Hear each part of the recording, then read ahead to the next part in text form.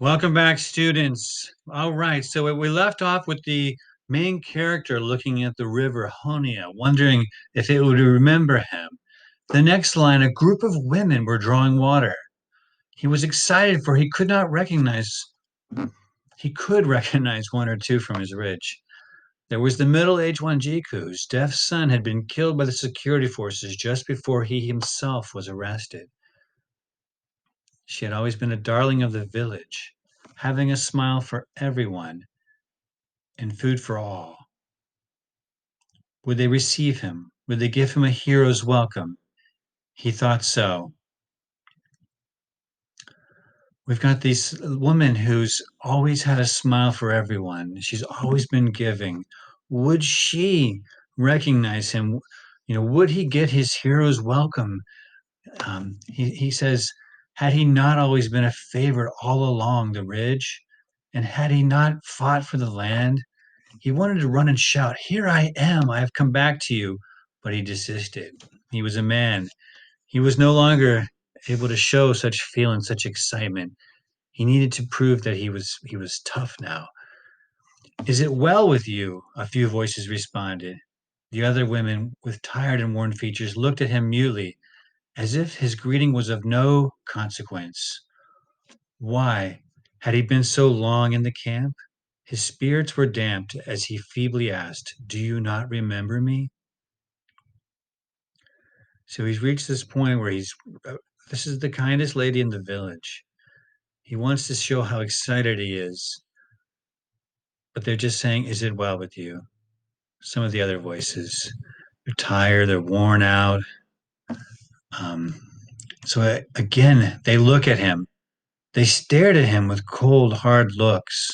Like everything else, they seemed to be deliberately refusing to know or own him. It was Wanjiku who at last recognized him. So she does come around to recognize him. But there was neither warmth nor enthusiasm in her voice as she said, "Oh, is it you, Kamo? We thought you." She did not continue. Only now he noticed something else. Surprise? Fear? He could not tell. He saw their quick glances dart at him, and he knew for certain that a secret from which he was excluded bound them together. So he's wondering now. He doesn't feel he doesn't feel as connected to these women. He doesn't something is not right here. There's a secret from which is excluded. What secret are they hiding from him? This is something we could predict, as we create questions while we read along, in the beginning, during the reading, even after the reading. This may be a question. Why? I mean, why is there a secret? Perhaps I am no longer one of them. He bitterly reflected, but they told him of the new village. The old village of scattered huts spread thinly over the ridge was no more. He left them, feeling embittered and cheated. The old village had not even waited for him, and suddenly he felt a strong nostalgia for his old home, friends, and surroundings. He thought of his father, mother, and he dared not think about her. What do you think this word nostalgia means? He felt a strong nostalgia for his old home, friends, and surroundings. He thought of his father, mother, and he dared not think about her. But for all that, Muthani, just as she had been in the old days, came back to his mind. Now, who do you think Muthoni is? We know that he was married. His heart beat faster. He felt desire, and a warmth thrilled through him. He quickened his step. He forgot the village women as he remembered his wife. He had stayed with her for a mere 2 weeks. Then he had been swept away by the colonial forces. Like many others, he had been hurriedly screened and then taken to detention without trial. And all that time he had thought of nothing but the village and his beautiful woman. So all this time he's thought of nothing but his wife. The others had been like him. They had talked of nothing but their homes. One day he was working next to another detainee from Uranga. Suddenly the detainee Georges stopped breaking stones. He sighed heavily. His worn out eyes had a faraway look. How is he characterizing this man? What's wrong, man? What's the matter with you? Kamau asked. It is my wife. I left her expecting a baby. I have no idea what has happened to her. Another detainee put in. For me, I left my woman with a baby. She had just been delivered. We were all happy. But on the same day, I was arrested. I underline these lines because these are characters, these are people that are relating to our main character, Kamau, and what he's going through, wondering where his wife is and wishing he had a child. And so they went on. All of them longed for one day, the day of their return home. Then life would begin anew. And this is the name of our short story here, The Return. This is the return home. Carnell himself had left his wife without a child.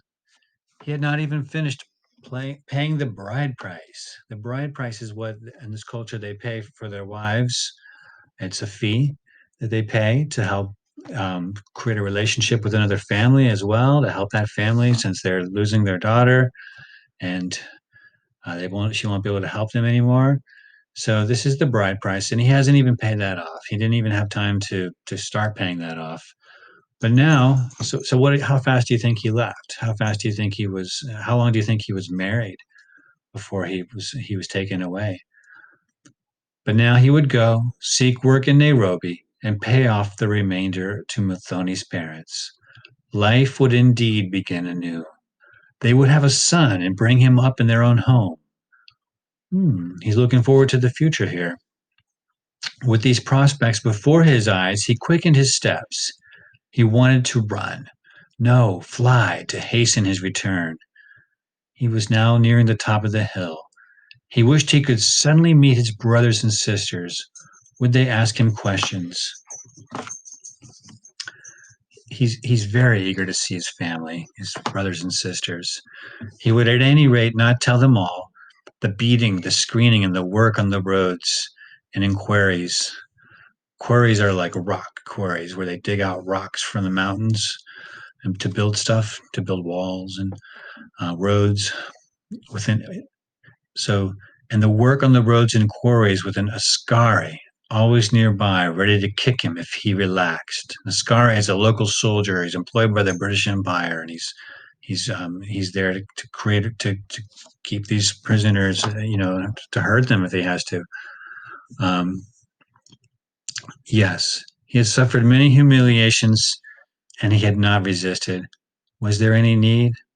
But his soul and all the vigor of his manhood had rebelled and bled with rage and bitterness. This imagery here of his soul and all the vigor of his manhood had rebelled and bled with rage and bitterness. What kind of mood does that create? What does that tell us about our character? His soul and all the vigor of his manhood had rebelled and bled with rage and bitterness. We'll stop there with this last line here before we go on. But with that last line there, we're seeing the rage of our character. We're seeing that anger that's been held inside for so long. All right, that's going to end our recording here. I'm going to go ahead and stop, and we'll continue this next time.